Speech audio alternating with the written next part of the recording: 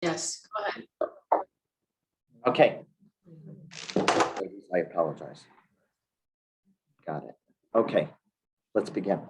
Parshas Vayetzei, page 144 in the promotion. First Aliyah. Vayetzei Yaakov mi Beersheva vayelech Haran. Yaakov leaves Beersheva and he goes to Haran. Of course, who's in Haran? Lavan and Besuel. Besuel's dead, but Lavan is there. Lavan is his uncle, and this is where his parents have sent him because they don't want him to be in Canaan, right? They don't want him to marry Benos Canaan, a woman from Canaan. Vayifga b'makom vayolen sham kivo hashemesh veikach miavnei hamakom v'yosem ne'rashasov vayishkav b'makom ahu. He suddenly encounters this place. He lays down to go to sleep. It's night. He takes from the stones of the place to make either he's protecting his head or he's making a pillow out of it, whatever it may be. But he takes the stones and he vayishkav b'makom ahu, and that's where he sleeps. Okay. Vayachalom, he has this famous dream. He has a ladder that's on the ground, but reaches into the heaven. And the angels are going up and down.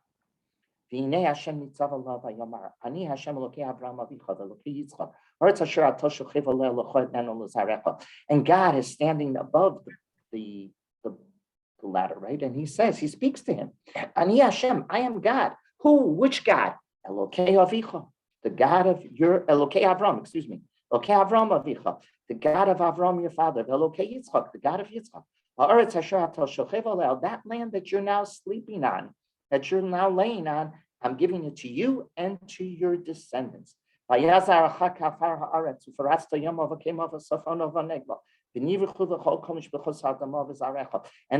that you're laying on, right, is go right, left, east, west, north, south.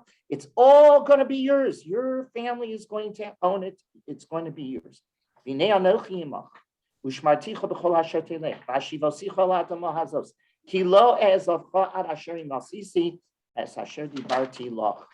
Pasuk Tezayin 16. 15. Pasuk Tesvav. Behold, I am with you, God says. I will guard you, right? I'm going to be taking care of you wherever you go. And I'm going to make sure that you return to this land. Because where's he going? He's leaving to Haran. No, you're going to come back. I'm not going to forsake you. Until I finish doing what I promised you. So this is his dream, right? He has this dream. The ladder is going up into heaven. It's rooted on the ground, and he sees these angels going up and going down, and he hears God tell him that the land that he is laying on is going to be his, and he's going to return to it, and it's going to be given to his descendants. That's the dream. He wakes up. And he says, oh my God, God is here. This is where I just slept. Wow. And I didn't even know it. When I laid down, I didn't realize this was the holy place. Vayomar. He suddenly becomes fearful, right? He becomes frightened. Vayomar, and he says, how awesome is this place? He makes this very famous statement that has become a statement that you find on a lot of shuls, right? They say, this is nothing less than God's house, and this is the gate to heaven. And Yaakov wakes up now. Now he's totally up. He gets up. He takes the stone that he put his head on. He turns it into a matzeva, into a mizbeach, if you will. And he pours oil on his head. He calls this place Beisel, Ulam Luz, Shema Ir La Rishona. And what does he say? And he says Luz was the city's name originally. Okay. Vayidar Yaakov Neder Lemor, and now Yaakov makes a promise. He makes a promise. He says, if God will fulfill his end of the bargain, meaning he will protect me and he will return me to this land, and he will give me lechem le'achol, bread to eat, beged lobosh, and a garment to to where? Notice it's all in the singular. He's not asking for a lot of food. He's not asking for a lot of clothing, right? I heard once a Hasidic word on this from a Hasidic Rebbe. Sometimes Hasidic Rebbes tell MS too. That was a joke. That's a joke. That's a joke. Okay, I'm a Litvak. Okay, I better be careful, right? It's all being repeated. But all joking aside, he had a gewaltig inside. He says, Lechem le'achol, that's all you want, Lechem le'achol. A piece of bread, beged lubos, one garment. He says, we open up the refrigerator and the refrigerator is filled. And our husbands or we ourselves, right? He was talking to the men. He says, and the husbands will scream, sweetheart, there's nothing in the refrigerator to eat. It's full. What do you mean there's nothing to eat? Lechem lechol, you should be able to, is that you should be satisfied with what you got. Beged lobosh. Now then he turns to the women and he said, the Rebbe said, he says, they open up their closets and they scream to their husbands, I have nothing to wear tonight to the event. You got a full closet with a lot of shoes, of course, shoes, right? With a lot of shoes. Now, you should be able to open up the closet and say, Beged lobosh, I'm fine with what I got. That's a good point. Okay.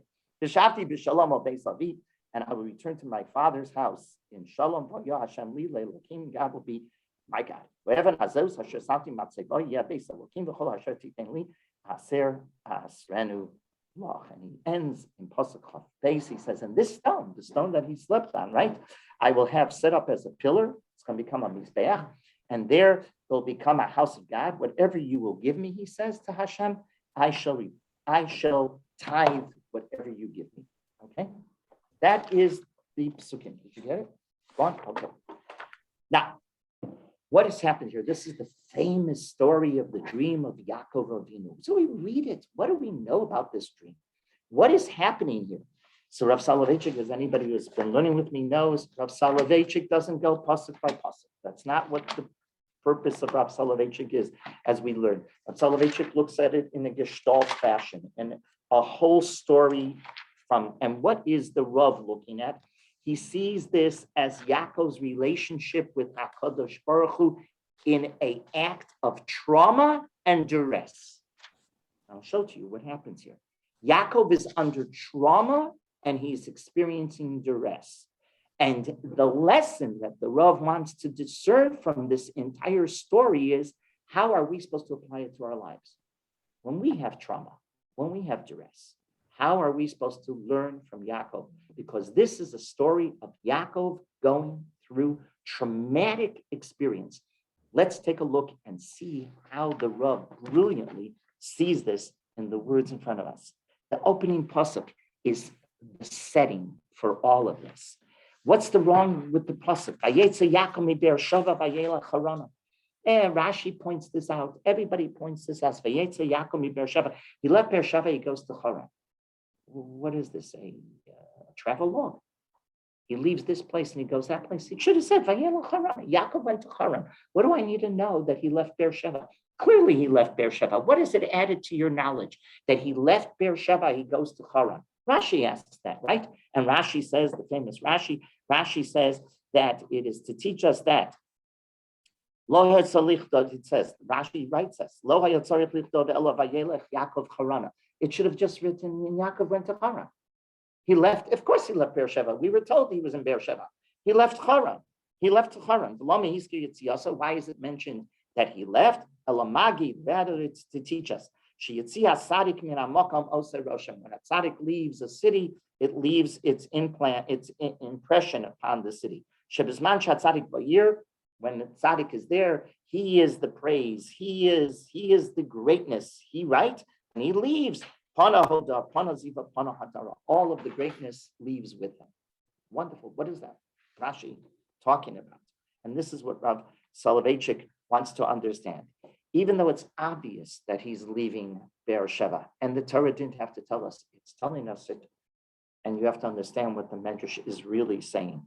Where did Yaakov think he really belonged?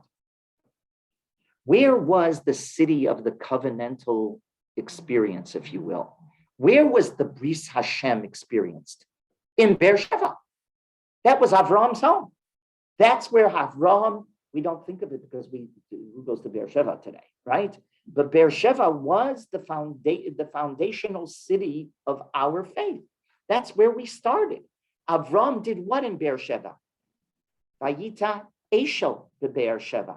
He planted an Eshel, right? Right in Pasuk, if you take a look, Perek Chaf Aleph, Pasuk Lamed Gimel, 21:33. Go back to 21:33 in Parshas Vayera, page 98, all the way at the end of 98. Vayita Eshel be'Beer Sheva, Vayikra Sham b'Shem Hashem El Olam. Pasuk 33, he planted an Eshel in Be'er Sheva, and there he proclaimed the name of Hashem, God of the universe. What do you mean he planted an Eshel in Be'er Sheva? What does Rashi say there, quoting the Medrash? What did he do there? He created the first Jewish home in Be'er Sheva. People would come and he would serve them, and he would literally be an evangelical, if you will, for God, correct? And he would tell them what? Bench, say a bracha, as the Medrash says. In other words, he was espousing Jewish life. Be'er Sheva was the home of the covenantal community, the center of his spiritual life. That's where it was. When Yaakov left Be'er Sheva, what was he leaving? He was being pulled from his spiritual center. That's where he was at home. Do you think that was an easy moment for him? That was traumatic. I'm being uprooted from my home, from my grandfather's home, my father's home, my home. This is where spirituality was. And we can imagine that he was worried that he would never be able to replicate this at all anywhere else. And where's he being sent? Of all places, where's he being sent? To Lavan's house. That's where you want me to create your. Avram left that area, correct? He got out of there. He brought it here. Now you're asking him, Vayetzei Yaakov, those two words are crucial. It's giving you the entire foundation of what's happening in this aliyah. Trauma. Unbelievable trauma. He wants to know, Yaakov is wondering, will I be able to continue the covenantal bris with HaKadosh Baruch Hu, the covenantal community with HaKadosh Baruch Hu? Also, he wants to know, you have an Avraham, you have a Yitzchak. There's a tradition in this family that there are going to be three Avos. Who's going to be the third Avos? Am I being sent away? Am I going to be it? He knew that there was going to be three. Yeah. Chazal always understood that they understood that there would be three. A foundation needs three, right? You can't put a table with two legs. You need a foundation. So it needed three. The Rav is teaching us that both Yaakov and Beersheba were not the same after his departure. That's exactly what the Medrash is teaching us. Beersheba was being impacted, and it was becoming like Har Sinai. What does the Rav mean by that? After Har Sinai, what was it? It was a mountain. While Kabbalah Satorah occurred, Har Sinai was Kadosh.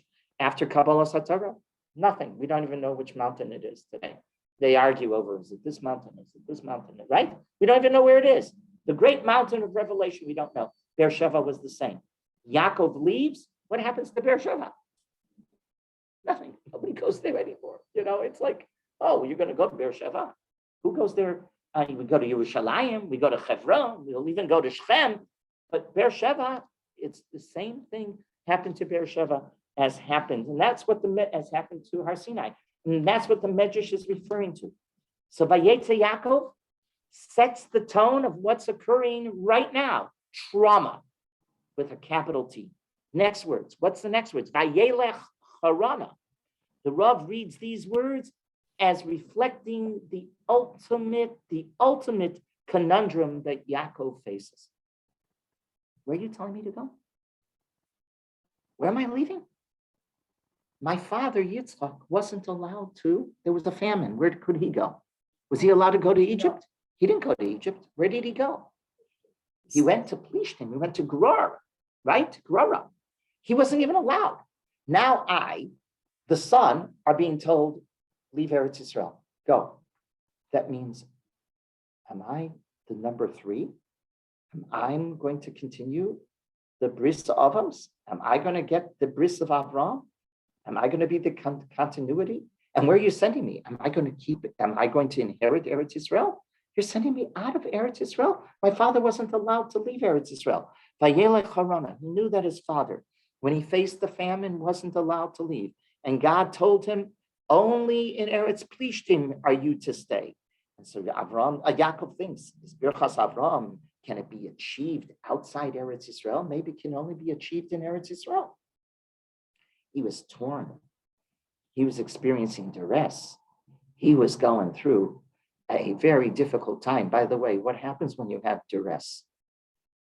Usually dream, don't you? You lay down, you don't have an easy sleep. Dreaming means that a lot of activity is going on in the head, right? There's a lot to think about here. Just imagine, now you understand. Hey, one second.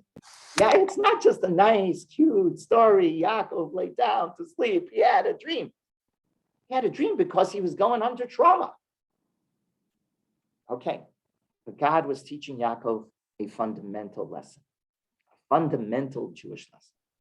The wisdom and the moral principles of Yiddishkeit are not located in one locale called Eretz Yisrael. He was being taught this, and we're being taught this. Had Yaakov remained in Beersheba, the community would have been only located in Beersheba, then Klal Yisrael would never have been able to grow as an international community. It would have ended right there. It would have been only Eretz Yisrael. And Judaism's not only Eretz Yisrael. Judaism, we've taken the Torah to all corners, as the Rav said, even to the moon. If the Jew lands on the moon, he has to know how to act too. Of course, the famous question is, how often does he have to say Kiddush Levana? But okay, that was just a Jew, right? Jew has to know. How is he going to act? This is what Yaakov was being taught, to leave Eretz Yisrael, because Torah is beyond Eretz Yisrael. Torah has to be taught in all Yamav, Okema, Safona, Vanekba. That's exactly right. This is just the opening. You get it? This is the setting of this parsha. Let's continue on. Pasuk Yud Aleph. Vayifka b'makom. And he encounters what? He encounters a place. Vayifka b'makom. He encounters a place. Vayolen sham, and he goes to sleep there, right? He lays down. Kiva hashemesh, because night falls. And what does he do there? Well, he's going to take the stones from the place and create either a protection around his head, according to some, or he needs a pillow, he needs to lay down his head. Okay, whatever the case may be. He's laying down for the night. Vayifka b'makom. He encountered a place. With all of this. The place. B'makom, yes. Vayifka b'makom, that is correct. He encountered the place, correct. With all of this background from the first pasuk in the Aliyah, we can now appreciate what unfolds, right? The Rav, quoting Chazal, say whenever the word makom appears by the avos, it's to tell us tefillah took place. Makom, they davened there. For example, take a look. Perek Yutes, pasuk Chav Zayin. Go back to page 88. Vayashkem Avram baboker el hamakom asher amad sham es b'nei Hashem. And Avram got up in the morning. What el hamakom? He went to the makom. What is the makom?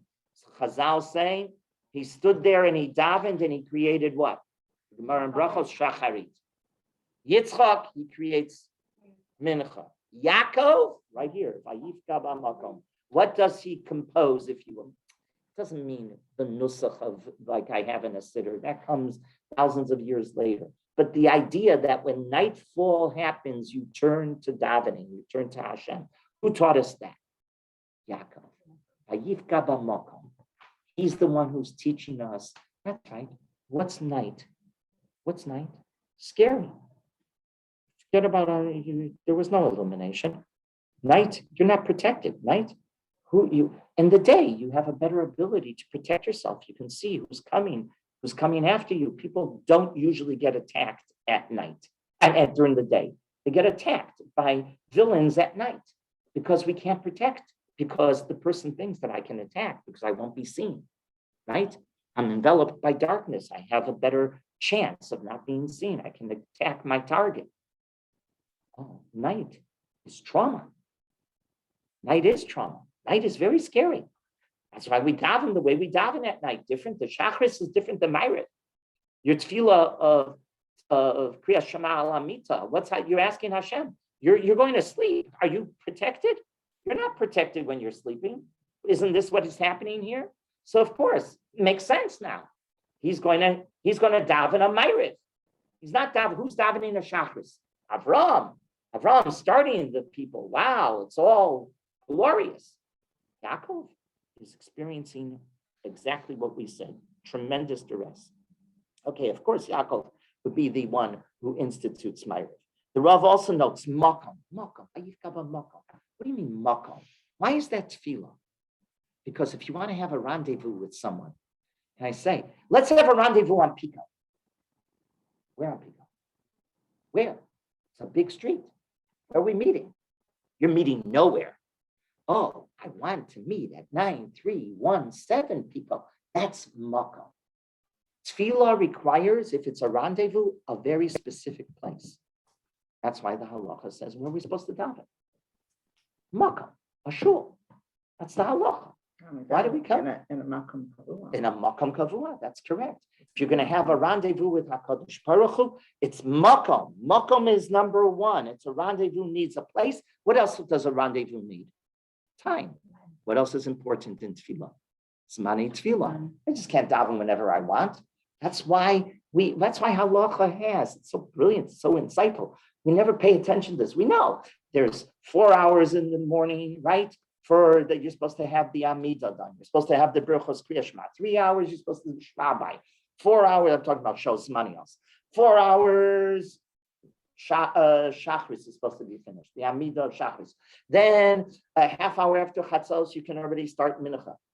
Why so concerned about time? We're so concerned about time when it comes to davening, right? Hasidim got away from it, which was, by the way, the biggest criticism against them from the Gra. The Gra was bitterly upset. That was the misnagdim against the Hasidim. Where did they come to remove Tzman from Tefillah? How did they do that? They wanted to suggest that Tefillah was transcended time.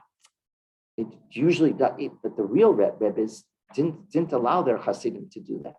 The real Rebbes said, the real tremendous Talmidei Chachamim of the Rebbes, the Ger, Zman Tefillah is very, very important. Of course, Zman Tefillah is important. But why is Zman Tefillah important? Because if you're going to have a rendezvous, you have to have two things. What do you have? Place and time. Place and time. And that's what's happening here. Finally, the Rav also knows. And you're seeing this all, remember, the Rav is not looking at this like a Rashi, like you learn Rashi. The Rav is looking at what lessons are you and I taking away from this story? And we're saying the story is all about, this Aliyah is all about Yaakov confronting trauma, duress, and how he responds. So what's one lesson that we learn? The first thing you do is you daven. But you don't daven anywhere. You've got a makom. You have a place to daven. You have a zman to daven. That's Yaakov is creating a relationship with HaKadosh Baruch Hu, right? In Tanakh, by the way, who's the paradigmatic figure in Tanakh of one under duress? No, one under duress who turns to HaKadosh Baruch Hu and never loses it. It's Yecheskel Hanavi. Yecheskel has to go into exile. Yecheskel is the exiled Jew, par excellence. He's standing where? Al Naharos Bavel. Sham Yashavnu Gam Bochinu. That's Yecheskel Hanavi. He's never loses it, his faith in HaKadosh Baruch Hu. And what does the Navi Yecheskel say? What is his nevuah? Baruch Kivod Hashem Mim Komo, the Rav points out. Baruch Kivod, blessed is the glory of God from his place. Even though I'm going into exile, I know I will have Mim Komo, I will have his presence in his place. And what's in his place? Every Beit Knesset that we create is a little Mikdash Ma'at. That's exactly the idea. We're going to have can you just wait 2 seconds? Okay, thank you. Okay, because we just got to get through, and then 100%. Then continue on. Okay, these are all, now you'll understand. Now the dream becomes a different, just a We've learned this since we've been little kids. I can ask my grandsons and my granddaughter, tell me all about the dream. They'll tell me, yeah, it was up and down and right. They'll tell me all, but they won't think about it like then. And that's where we've left our thinking about this when we hear, no, the Rav said, look at this. Now you have a background. Now what does he dream? Let's take a look. What does a traumatic experience have as the experience in front of him? He dreams. Angels are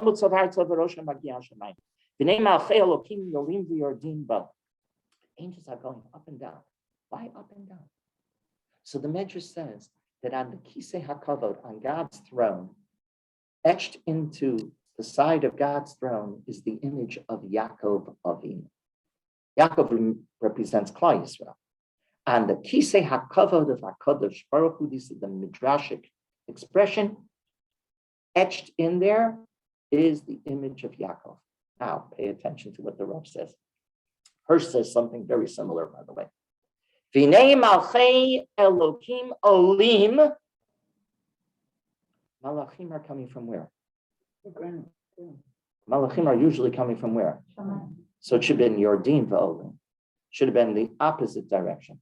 Olim v'yordim. This is the opposite direction. So what's happening? The Malachei Elokim are looking at Yaakov here. They look at him, they see his image. Olim, they go up and they see what? His image in Kisei HaKavod. V'yordim, and they come back down. Comparing the two. Exactly. And what do they see? It's identical. It's identical. There's no schizophrenic Yaakov. He's not divided. He's not a Yaakov in heaven, one look. Oh, then there he's pious, you know? The Jew inside the shul and the Jew in the marketplace. They're identical. Identical. The Yaakov is identical. Or as the Rav writes, and these are the words of the Rav, the Torah never accepted the dictum that the body is intrinsically impure. On contrary, man must strive towards sanctification of his body. Judaism desires that man be eternally consistent without conflict or contradictions. He's having this dream. Who am I? Right? Who am I? And he realizes, no, I'm not schizophrenic. I'll be able to make it. Things will work out well. But that's what he's dreaming now. Olim v'yordim. Continue on. V'nei Hashem nitzav alav v'yomar. Hashem stands on top of the dream, if you will, right? He's hovering over this whole scene, right? Over the ladder, but he's hovering over the whole scene. V'nei Hashem nitzav alav v'yomar. What does he say? Ani Hashem. What does he say? Ladies, what does he say? Elokei Avraham Avicha ve'Elokei Yitzchak. What is he telling him? We just read this and we let this pass by us. And Rav Soloveitchik says, you got to pay close attention. This is all understanding what's going on here. Elokei Avraham Avicha is the possessive God. God was, as the Rav says, to own something, what do you have to do? You have to acquire it. I want this, I have to acquire it. That's Kinyan. Right? As a kinyan. We know that. We know that what happens under a chuppah, right? Under the chuppah, the famous kinyan that everybody watches is the lady takes the ring from the man. She is Conan. She takes it into her possession. You want to own something, you have to take it into your possession. That's one of the major ways of transferring items from one to another, halachically and just in life. If there is no removal of something from one possession to another, you're not yet the owner. You're not yet the owner. Elokei Avraham Avicha is written in the possessive form. Who was Kona God? That's correct. He was, as the Rav writes, God was Hefker. You know what Hefker means? It was open to everyone. Nobody until Avram was Kona God. They didn't take it as their God. Avram took it as God. And then what does Yitzchak do? Okay, Yitzchak. Yitzchak takes it. Now, is it identical the way God has a relationship with Avram as he has with Yitzchak? No. Each one was Kona on his own terms. By the way, everybody around this room has a different relationship with HaKadosh Baruch. Rav Soloveitchik notes. We all are Kona a little differently because God did not make us identical. So if we're going to possess God, if you will, we have to possess God in many ways on our own terms, our personality. Avram does it. Hayashkem Avram Baboker. He's the one who creates Shachris. That's what Chazal meant. He creates Shachris. Yitzchak is the Akedah. He creates it through heroism. Correct? A totally different type. Yitzchak is Mincha. It's Gvura, that's correct. Yitzchak's Mincha. Mincha is to be able to daven Mincha, to be able to daven Mincha, it's heroic. Shachris is not heroic. Shachris is not heroic. I would argue with that Shachris, okay, I get up in the morning, I go daven. To stop in the middle of my day, to get up from my desk, to get up from my factory, to get up from wherever I am, and to say, no, I have to daven, right? I'm in the middle of a meeting with a big deal that's happening, and I say, it's almost 4:45, and the sun is going down. Gentlemen, you'll excuse me, I have to go. That's heroic. Who taught us that? The hero of Judaism, Yitzchak. That's Gvura. That's a different kind of a relationship. Yaakov, who's Yaakov? Yaakov is the trauma, the duress. Oh, Yaakov is the Ma'ariv. That's exactly what's happening here. Possess God on your terms. Create it on your terms. Meaning you use your own personality and you have to be Kona with your experiences, with your unique experiences. So now he confronts a problem. He confronts trauma. Does he lose faith? No, he doesn't lose faith at all. That's how the Rav understands it. For Avram was, according to the Rambam, we learned it back when we started in Lech Lecha, he was 40 years old, right, on his search. He ends up at 75, according to the Torah, when finally God appears from him. From 40 to 75, God doesn't appear to him, right? Yitzchak, the Akedah. Yaakov, this experience. Okay, continue on.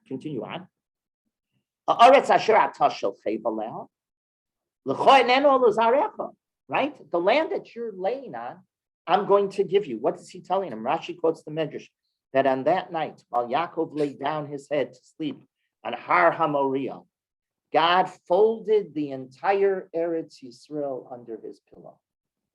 Mm-hmm. That was the image. Why? What was he worried about? Remember? Go back. What was part of the trauma? Vayetzei Yaakov mi Be'er Sheva. I'm leaving Eretz Yisrael. Vayelech Harana. Maybe I won't inherit Eretz Yisrael. My father didn't leave Eretz Yisrael. You're pushing me out of Eretz Yisrael. Maybe that means I don't get Eretz Yisrael. So what's the dream? What's the dream? HaKadosh Baruch Hu folds Eretz Yisrael under the head of Yaakov. Your children, your grandchildren, your great-grandchildren, Ad Hayom Hazeh, they're going to have Eretz Yisrael. You're not losing Eretz Yisrael. You're coming back. This is the promise of the Zionistic dream, isn't it? Right here. Yaakov is being given that image that he might be leaving Beersheba and Eretz Yisrael, but Eretz Yisrael is not leaving him. Continue on. Perek Chavches Pasuk Tes Zion. Continue on. He says, it's given to your children. V'nei anochi imach, right? V'nei anochi imach u'shmarticha b'chol asher tinech v'ashivosicha el ha'adama hazos. I am going to take care of you. I'm going to bring you back. Ki lo ezavcha ad asher masisi es asher dibarti loch. I'm going to keep my word. Continues on. Vayikatz Yaakov mishnaso, and Yaakov wakes up from his sleep. Vayomer, and he says, Hachen yesh Hashem b'makom hazeh, ve'anochi lo yadati. Right?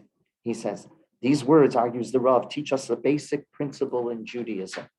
At times, God reveals himself to those in duress and in trauma much clearer than he does to those who are content in life. So true. Sometimes God is more seen in the surgical ward then he is seen walking down Pekah. Right? We feel Hashem where? Listen again to the words, right?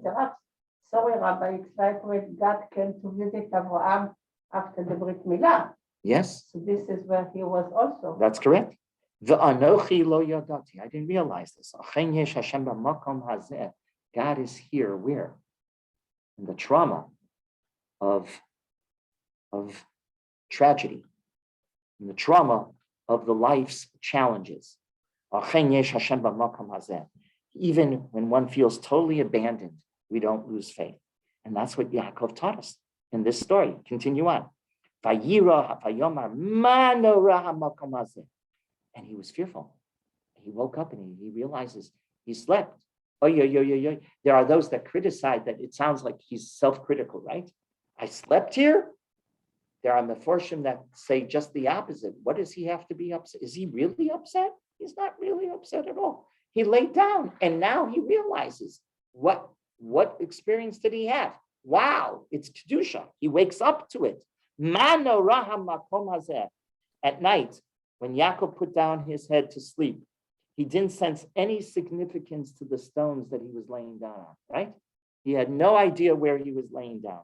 When he woke up the next morning, those stones were transformed into holy ground. He says, the Rav notes, he argues, this is our view of Eretz Yisrael. Yaakov is, remember, Yaakov is thinking, maybe if I leave, Vayetzei Yaakov mi Beersheva, I'm losing my right to Eretz Yisrael. My father didn't leave Eretz Yisrael. I'm going to lose it. You leave, you lose. No. He's experiencing what? How? What's Norah? Norah is awesome. Eretz Yisrael, he realizes, the Rav says, are there other places that are prettier than Eretz Yisrael? Yes. Maybe the mountains in Switzerland are more glorious than the mountains in Jerusalem, but they don't have the Kedusha. So when the Jew comes to Yerushalayim, it's a different kind of experience. It's Norah. You don't have Norah in the Alps. That's not going to, you have a Morabu Masecha Hashem, but you don't have the Norah. The Norah is an Eretz Yisrael experience. Yaakov is teaching us that right here before he leaves Eretz Yisrael. He's going to come back, but before he leaves, he realizes the Kedusha of Eretz Yisrael. What makes Eretz Yisrael so special? One word, Kedusha. And that word is being reflected in the word Norah. Continue on. What happens? This famous Vayikra Shem Vayashkim Yaakov Vayikach Esau Even. Pasuk Yud Ches. Vayikach Esau Even. Rashi's very bothered. Quoting the Medrash, go back to Pasuk Yud Aleph at the very beginning of this story. Vayivka b'makom vayolen shanti ba Hashemesh vayikach. What's the next word? Me avnei hamakom. Singular or plural? Plural. He took from the stones. Now he wakes up and he does what? One stone. Vayikach es ha'even. So we all know, we were taught this as little children. At night, what happened with those stones? Stones combined to They one. argued. Like Rashi quotes that Medrash. They argued. And so God, I want to be under the head of Yaakov. I want to be under them. So they fought. And what did Hashem do? A miracle. And they all fused into one stone, right? And talking about that, I'm giving you a lot of Hasidic Shavuos tonight on this side. They had a rabbinic meeting, and one rabbi sat down. This is a true story, by the way. And one rabbi sat down. It was in pre-World War II. So one rabbi sat down on the chair, and the chair wasn't secure, and the wooden chair collapsed, mamish into smithereens, and the rabbi fell to. And I don't remember which gadol was present. I don't know. It was Chaim Brisker. I don't know who was there, but it was Parshas Vayetzei. It was mamish. This. They were having this rabbinic meeting on this week. He says, "Oh, you're at Tzaddik? All of the pieces of wood were fighting that you, and they all collapsed so that you should be on top of them." I don't remember who it was, but anyhow, what's going on here? What does this mean? Right? So we have that Rashi. The Medrash writes this and alludes to the stones quarreling. What is happening? How does the Rav understand it? The Rav suggests that the message of the Medrash teaches us that all physical matter was created to serve human beings. Another lesson out of this story: all physical matter was created to serve human beings, illustrating that man is part and parcel of the world around him. Remember, we've already seen that by Avraham, by Yitzchak as well, right? Now we're seeing it with Yaakov. He understands this Medrash brilliantly. He says, what is this Medrash telling you? That they all fused into one, that they were arguing that man and natural matter have to work hand in hand. It was a very fascinating thing that happened right before Bennett left for Glasgow for the summit on global warming. A number of very, very prominent, particularly Dati Le'umi, this was Dati Le'umi Rabbanim, including Rav Rimon and others, signed a document and sent a letter to Bennett saying that the Torah, the Chazal have taught us that we have an obligation to be leaders in climate change. If the climate is being affected negatively, we have to respond as leaders in this battle to make the world a healthier and safer place to live. How did they know? Because they said that is our job. Our job is to protect the environment. So they begged Bennett. They said, don't go there passively. Go there as a leader. And by the way, he did. As you know, if you read the news, he did. And he met with Gates, and he suggested that Gates invest in the brilliant minds of the Jews in Israel. And Gates agreed. He says, it's true, startup nation. So let's start using the brilliance on resolving the climate problems. And Bennett agreed. Bennett, and I don't know if you saw that YouTube clipping. That's exactly what Rav Soloveitchik understands as the message of this medrash that we take for granted. Vayikach esva even asher sam matzei vasav. Man is part and parcel with nature, and you have to work together. There can't be a quarrel. It can't be, I'm going to do whatever I want with land. They're afraid with what's happening in the Amazon. They're totally deforesting the Amazon, and the governments, in particular America, is screaming at Brazil, what are you doing? You're destroying natural phenomena, and we're going to pay for it. Long term, we're going to pay for it. So finally, Brazil agreed to join and to stop destroying the Amazon. This is all part and parcel of a lesson being taught by this story. Perhaps we can suggest that the dream ends on this Vayikach es ha'even, right, with this vision to indicate that Yaakov's trauma is placed aside, right, is assuaged, isn't it? Yaakov Vayikach ha'even. At the end, everything is going to work out. No quarrel, no tension. Everything is going to work out. The dream reassures Yaakov that although he's leaving Eretz Yisrael, Vayetzei, let's go back to where we began. Vayetzei Yaakov mi Beersheva. Will I be the third? Will I be able to inherit Eretz Yisrael? Yeah, everything's going to work. He went from Avnei to Evan. The quarrel ended, right? The tension ends, and he sees a glorious future. Now, is it going to be easy? No, it's not going to be easy. We know that. Jewish history has never been easy. But is it going to be a glorious future? Yes. In the end, it'll be a glorious future. So he would persist and continue to build Beis Avram Ohavi, as the Navi says. Avram is my beloved one. HaKadosh Baruch Hu referring to Avram. Avram is my loved one, beloved one. Avram started it all, and Yaakov is the continuity. Yaakov is the fusion. Yaakov represents bringing all of the pieces together and uniting them and going from Avnei to Evan, all so beautifully. So let's wrap it up and see what we learned today from Rav Soloveitchik. It's not just a dream of a ladder going into heaven. That's not how the Rav understands this whole story. The Rav understands this whole story as the Jew experiencing under duress faith. You don't lose your faith when you have problems in life. You don't lose faith when you confront tragedy. Is it hard? You better believe it. Yaakov had it. Yaakov had the difficulty. It wasn't easy for Yaakov. That's why you have to appreciate what's happening here. Yaakov is having a hard experience. He's able to sort it out. And that becomes a lesson for all of us. He leaves Beersheba. He's worried, number one, that he's leaving the center of his spirituality. Number two, that he most probably is giving up his right to Eretz Yisrael. He thinks for that. And number three, that he will not be the third. He will not be of the Avos. He's not going to be Yitzchak. And now Yaakov will be his brother Esau. Right? It'll be Avram, Yitzchak, Esau.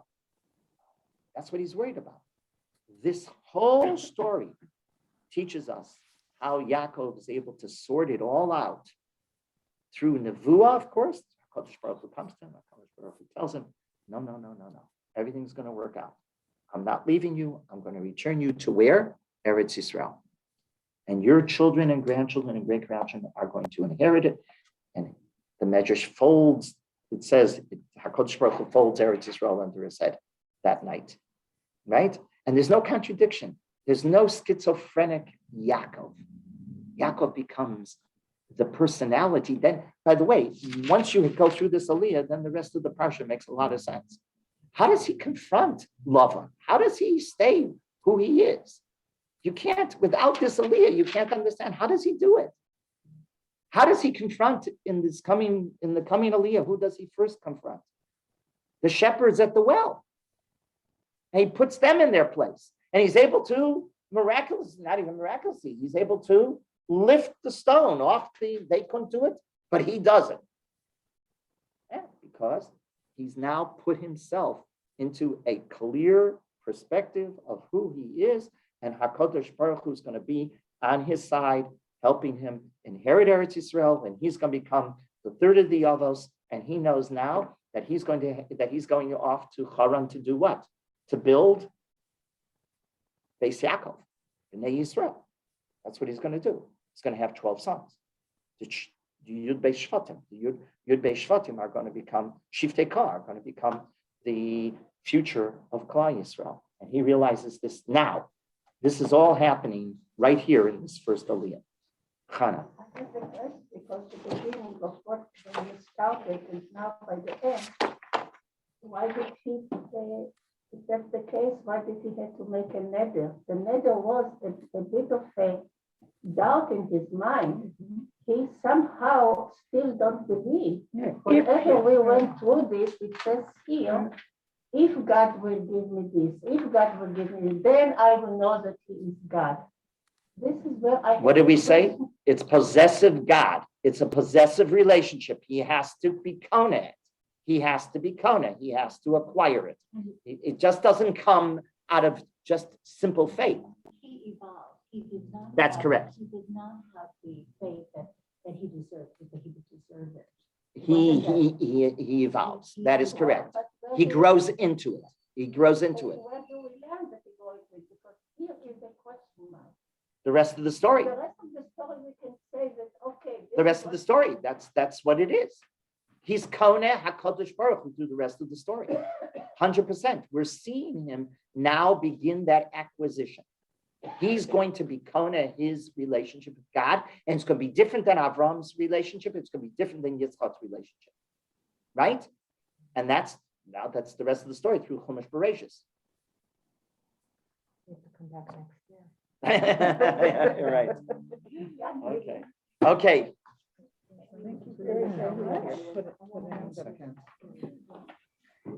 Rabbi, I have a question. Yes, The Martha. dream that he had, it was prophecy, right? This whole, What? I'm sorry. What? the dream that Yaakov had of the Malachim going up and down the ladder, it was a prophecy. I mean, Yes, in Nevuah. Yes. yeah, so that was a total nebuah. And also, when you're fighting nature, aren't you fighting? God controls nature, so isn't it kind of like it's our partnership with nature, which is God. God places nature into a process. God doesn't only control the rules of the natural phenomena, right? And HaKadosh Baruch Hu put that into motion. And because he did that, we are to, what do we have to do? We have to protect nature. We can't fight nature. Right. We have to protect it. That's why Oh, these 100%. Rabbanim all signed that document for Bennett. That's, yeah. Okay? Okie dokie. Everybody should have a wonderful day. Hello, you. Susan. Another Yeah. question. How does this,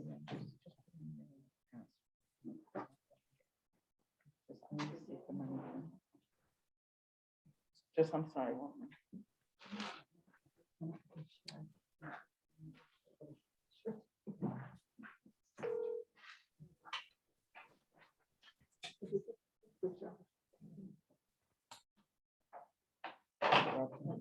Says close, we find it. I don't know. It's not showing, it's not working. It said- No, because you have the